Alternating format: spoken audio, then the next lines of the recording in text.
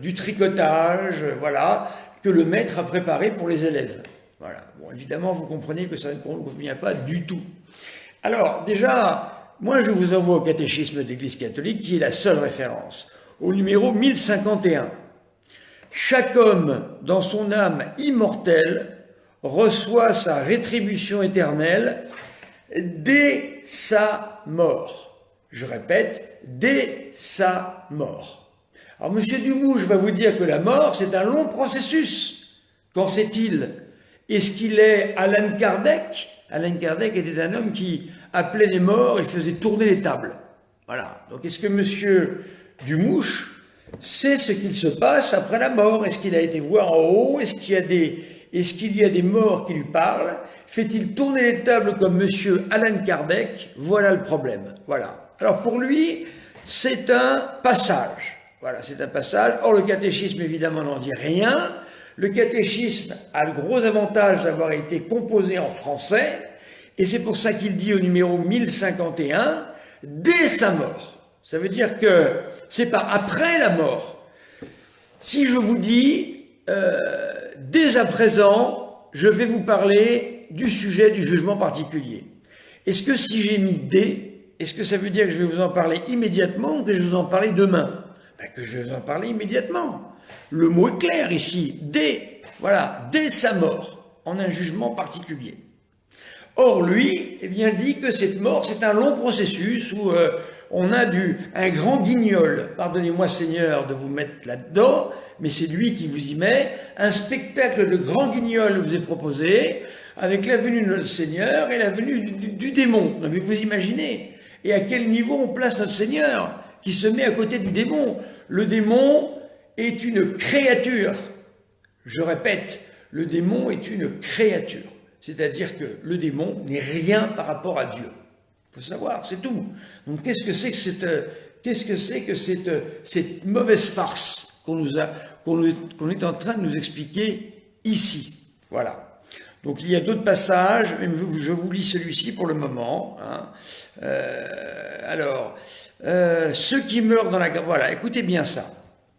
Ceux qui meurent dans la grâce, je répète, ceux qui meurent dans la grâce et l'amitié de Dieu, mais imparfaitement purifiés, bien qu'assurés de leur salut éternel, souffrent après leur mort une purification, voilà qu'on appelle purgatoire.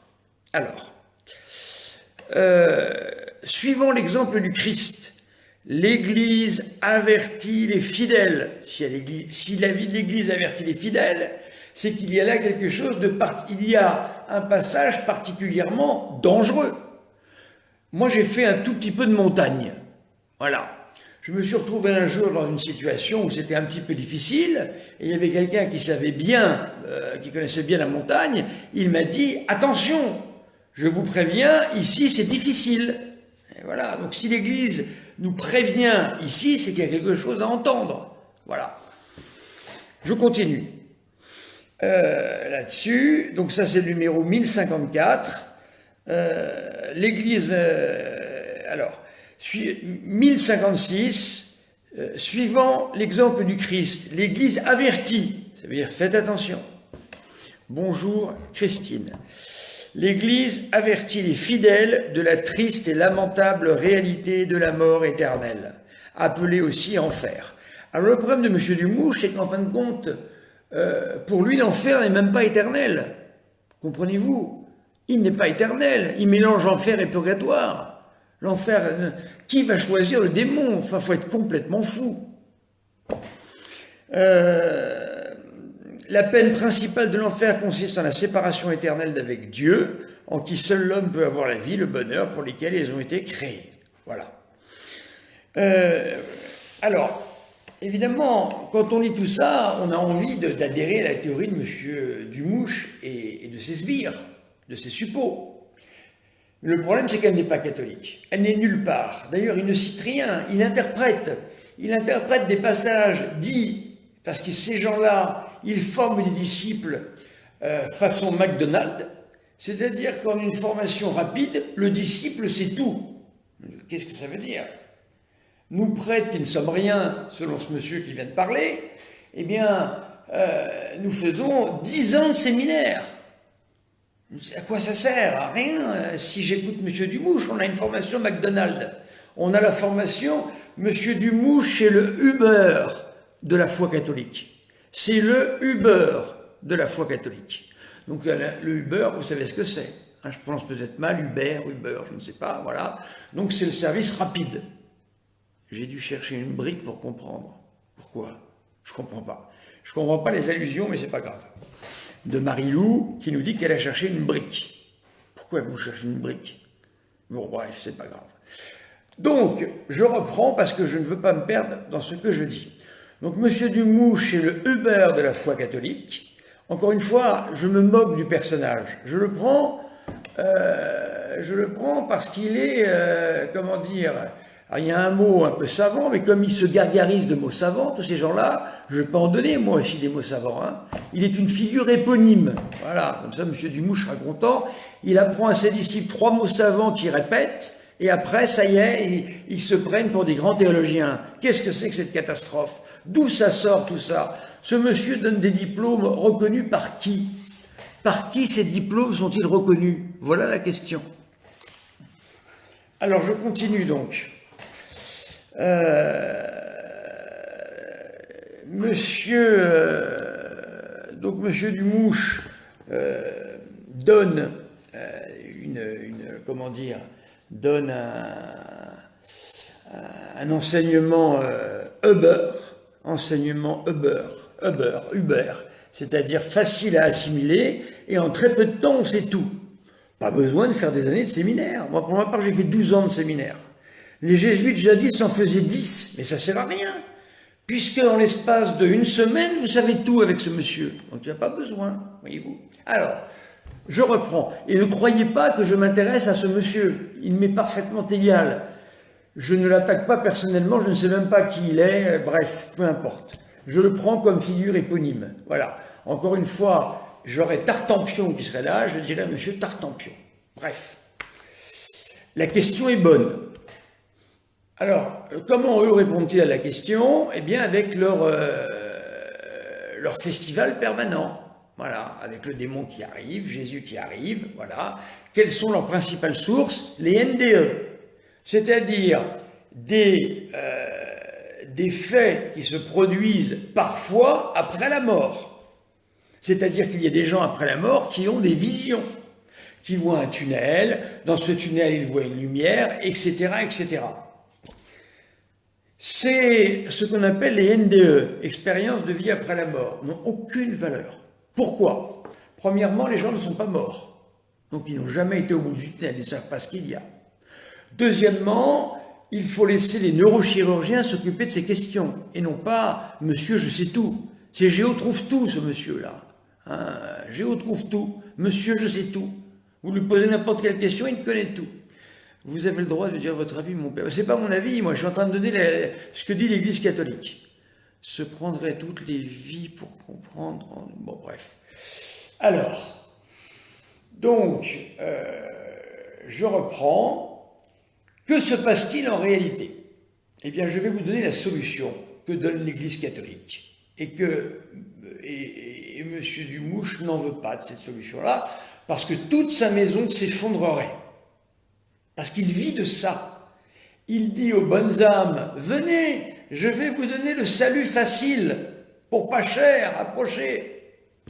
Mais c'est un bonimenteur. Vous savez, comme ces gens qui vendaient des faux élixirs qui guérissaient tout jadis. C'est un bonimenteur, ce monsieur. Donc tout le monde vient. Le salut facile, on vient. Venez écouter le beau discours. Mais quand vous vous retrouverez, après la mort, au jugement particulier, et que vous vous apercevrez que le NDE, c'est simplement un phénomène qui se déroulait au niveau cérébral et qu'on n'avait pas trouvé, et quand vous vous retrouverez face à notre Seigneur, qui vous demandera qu'est-ce que tu as fait de ta vie? Qu'est-ce que tu as fait de ton talent? Qu'est-ce que vous allez répondre? Vous allez dire, attendez, je vais chercher M. Dumouche, le Uber de la foi catholique. Mais voyons, oui, un livre a été écrit tout à fait Marie-Lou. Ce livre a été écrit par le docteur Moody, il le cite encore. Le docteur Moody, c'est des études qui datent des années 70, vous pensez si c'est à jour, hein, 70, ça fait loin. Voilà, alors je crois qu'il y a à l'heure actuelle alors je ne sais pas si c'est Hubert Rémy, je ne sais pas, il y a un chirurgien, un neurochirurgien catholique qui est extrêmement sérieux, qui traite de ces questions-là et qui les traite bien. Mais en tous les cas, vous ne pouvez pas, oui, tout à fait, Belinda, c'est le fonds de commerce de ce monsieur Dumouche. Hein, c'est ce qu'il vend. Il vient pour que vous puissiez entendre la bonne nouvelle, c'est-à-dire le salut facile pour tout le monde. La Sainte Vierge croyait bien que ça fait longtemps qu'elle aurait dit ça si c'était le cas. C'est pas ce qu'elle dit. Elle n'a jamais dit ça, la Sainte Vierge. Voilà. Le catéchisme ne l'a jamais dit non plus. Il était obligé de faire des montages. Ce monsieur Dumouche a dû me dire plusieurs fois, car je l'ai pris la main dans le pot de confiture, il m'a dit plusieurs fois, oui, l'Église n'a pas encore dit ça, mais ça ne va pas tarder. Enfin, mais c'était incroyable, incroyable, le toupet de ce garçon, voyez-vous. Alors, je vais vous donner la solution. Elle n'est pas compliquée, la solution. Je vais vous la donner, c'est celle de l'Église. Il existe plusieurs sortes de grâces. La grâce, c'est un don particulier que Dieu nous fait. D'accord? Tout homme au cours de sa vie, je répète, écoutez bien ce que je dis, c'est la solution. Cette petite partie-là, si vous l'avez, toute la maison du mouche s'effondre. Donc écoutez-moi bien. Et c'est l'Église qui en parle, c'est pas moi. Je répète, oui, il fait du commerce avec la foi, c'est quasiment pas loin de la simonie. Hein. Je reprends. La grâce est un don que Dieu nous donne, qu'il donne aux hommes. Il existe deux sortes de grâces principales. Je ne parle pas de toutes les grâces, il y en a plein d'autres. Il existe ce que l'on appelle la grâce, je ne sais pas si c'est un sorcier, c'est un bonimenteur. Il existe une grâce qu'on appelle la grâce suffisante. Ça veut dire que le bon Dieu visite tous les hommes au cours de leur vie, en leur donnant ce que l'on appelle la grâce suffisante. Ce que je vous dis, ça vient d'un concile. Voilà, je vous le donnerai si ça vous intéresse, vous avez toutes les références, mais je ne veux pas vous embrouiller. Mais je peux donner toutes mes références. Donc je répète, tous les hommes, quels qu'ils soient musulmans, qu'ils soient païens, qu'ils soient athées, qu'ils soient... aucune importance. Tous les hommes, je répète, tous les hommes au cours de leur vie reçoivent ce que l'on appelle la grâce suffisante. Voilà. Cette grâce suffisante est en fait un appel à la conversion. Elle nous appelle à nous convertir. Si je réponds à la grâce en vivant selon ma conscience, il y a des cas où les gens ne peuvent pas se convertir à Jésus pour diverses raisons. Il y a des milieux où on peut risquer sa vie. Il y a des milieux où on ne peut pas parce qu'on a charge de famille. Il y a plein d'explications. Donc le bon Dieu nous donne ce que l'on appelle la grâce suffisante. Cette grâce suffisante nous est donnée, et quand cette grâce nous est donnée, si nous la recevons, si nous y participons, je vais prendre les mots exacts, si nous collaborons et coopérons à la grâce suffisante, cette grâce devient efficace et devient une grâce de salut. Ce qui veut dire que je peux faire mon salut avec cette grâce suffisante qui, si je participe à cette opération de la grâce, devient une grâce efficace qui va me permettre d'être sauvé. Voilà. C'est tout. Je vous répète, la grâce suffisante visite tous les hommes, donc il n'y a pas besoin de dire « Ah mais que vont devenir les musulmans ? Ah mais